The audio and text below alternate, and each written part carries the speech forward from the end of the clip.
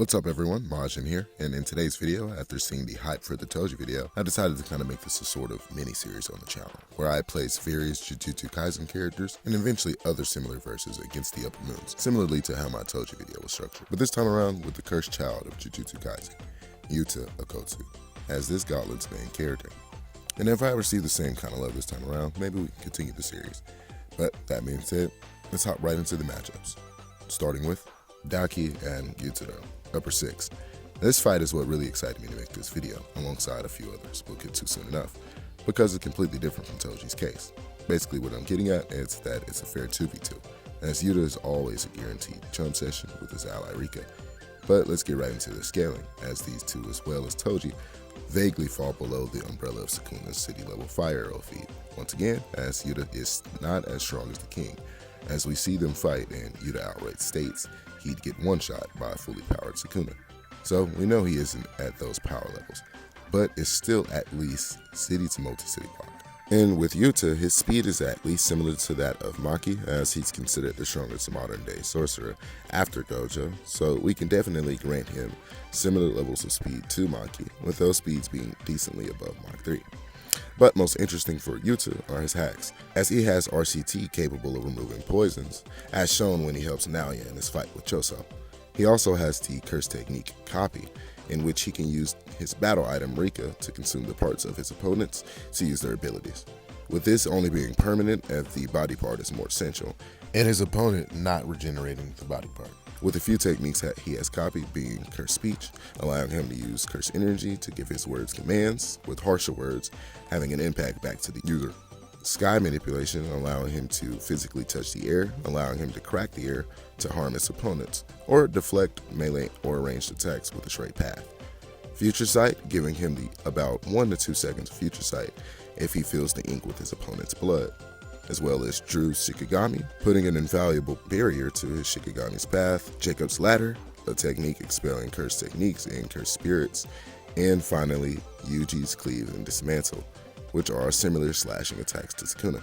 Along with these attacks copied, he can use all of these techniques in tandem inside his domain, all encompassing unequivocal love, keeping one as his sure hit and the other scattered as swords in his domain. And on top of all of that, he has his battle item Rika, which allows him to use these techniques outside of his domain one at a time, as well as her curse energy reserves and his curse tools. And Rika is debatably stronger than Yuta himself, as Ryu speculates, and they as well can use the pure love beam, an energy beam of pure curse energy, and Rika can as well use this attack without Yuta, though it's not as powerful when they are together. Holy shit. Now with all that said to go over Yuta, let's go over the fight with Uppermoons 6. As I've stated in my previous videos, they are roughly large building level to city block with the feat of wiping out the majority of the red light district, and reaction speeds relative to the red light district Zenitsu, which is about lightning time reaction speeds. Could Yuta take it? Actually, maybe. I believe there are a few ways the fights can go down. Domain expansion. Domain expansion is the one way Jujutsu Kaisen characters can eliminate speed differences, so I believe if Yuta were to use this as immediately as Kitsuro spawns, he could bombard them with Rika, and depending on his chosen sure hit, actually win the fight. And if we propose Jacob's Ladder burning the Muzan's blood out of the siblings, if we were to equalize the power systems of course, this would net Yuta the victory in this scenario. But I believe with the speed difference in another scenario, Gyutaro's poison could work on Yuta, forcing him to keep exhausting his RCT, as clearing poisons is a more complicated usage of RCT, beating Yuta and Tristan in this scenario. Either way, this 2v2 is the closest fight of the entire gauntlet with how technical it could all get. So to move on, I'll give Yuta the win, with high to extreme difficulty, as it's completely within reason Daki herself would just fall victim to the domain before Gyutaro can manifest at all. Moving on to the next Uppermoon Gyoku, the tides turn into a 2-on-1 fight in Yuta's favor. Gyoku is upper 5 and outstats the previous demons, so the only way Yuta can stop himself from getting blitzed is domain. But even still, I don't see a single scenario where we don't get another fish to the collection, and as in his ultimate form, he amps his strength and speed, and all he needs is contact once and the fight is over. Given the speed difference, Yuta is hard countered unless he slipped in the domain while Gyoku was transforming, but I'm afraid we're just gonna have to put another fish in the fishbowl with Toji. Next is Huntangu, another interesting one, giving as this is a 4-on-2 handicap fight. Here with the domain, you'd especially have to be generous to Yuta to assume he'd get all 4 in just one domain, let alone the main body, as it's in character to just be running the entire time while his clones fight. So, Yuta being forced to use multiple domains to contend with the speed differences is bound to end in the demon's favor.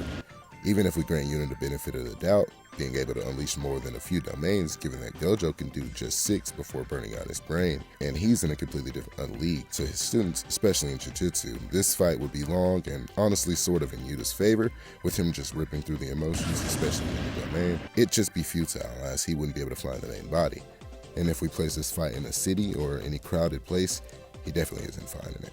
Long story short, Yuta is more than likely losing this battle of attrition with the demons with infinite stamina. But before we move on, here's a fun fact. Did you know that each wooden dragon of Huntangu's ability is about 66 shaku, which is basically 60 feet long? Moving on to Akaza Upper 3.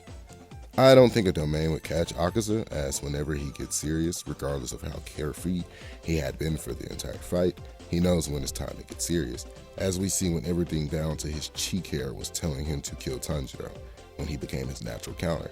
But in this case, Yuta wouldn't be able to lower Akaza's compass guard, so he'd have to rely on his teamwork with Rika to overcome this demon. But like stated before, this is around the area of foes where the speed gap becomes near unsurmountable and the AP gap isn't as large as with the lower demons. So over time, the cursed child will be overwhelmed. Now, Upper 2, Doma. I love the idea of Doma just snatching the ring, but I don't think it's just as easy as taking a sword from someone's hand, like in Toji's case. But I don't think a domain would land either, but if it did, Doma would more than likely have his clones summit around this time, and assume that he had used 7 at the point of a domain. Catching all 7 and Doma is pretty generous.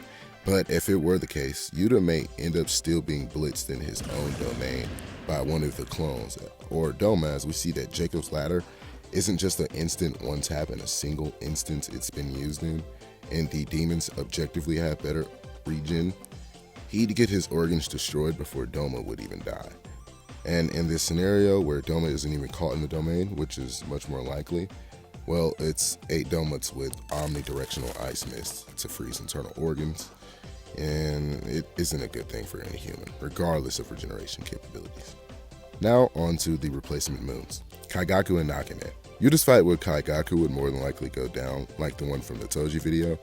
Kaigaku would go in overconfident, allowing Yuta to get off a domain, pretty much sealing Kaigaku's fate, no matter what charade he chooses. Leaving us with Akane. With the way Nakame abilities work, even if she somehow got caught in the domain, she'd just be able to open the door back to her Infinity Fortress, putting the fight back in the castle, leaving Yuta stuck fighting someone even longer than Toji, eventually just tiring out, losing via to her being able just to react to multiple characters who have bare minimum lightning timer reaction speeds, and complete control over the Infinity Fortress, keeping Yuta from getting any fatal blow at all. Now for the main event, Kokushibo versus Yuta, the respective seconds of their forces. But I'll put the gap in speed for everyone here. Genya, a character who could perceive Mitsuri react to multiple lightning bolts in succession, was blitzed by an off-guard Kokushibo to the point that Genya could not even perceive him move. And that is an off-guard Kokushibo, as well as better regeneration to pretty much everyone in the series aside from Muzan, 300 years of experience, and extremely long range. Sword and the AP to at the very least hurt Yuta, and he'll eventually just be overwhelmed by Muzan's business partner. Well, in the end, Yuta went 2-6, a better score than Toji, concluding his gauntlet. And thank you all so much for watching. Please like, subscribe, and if you disagree, comment and tell me why. And if this video gets the same kind of love as my Toji video, we can continue this series further with characters like Maharaga, Gojo, or even Sukuna. And check the description for any links I think you may like, such as my Discord or my friends' pages. And until next time, thank you.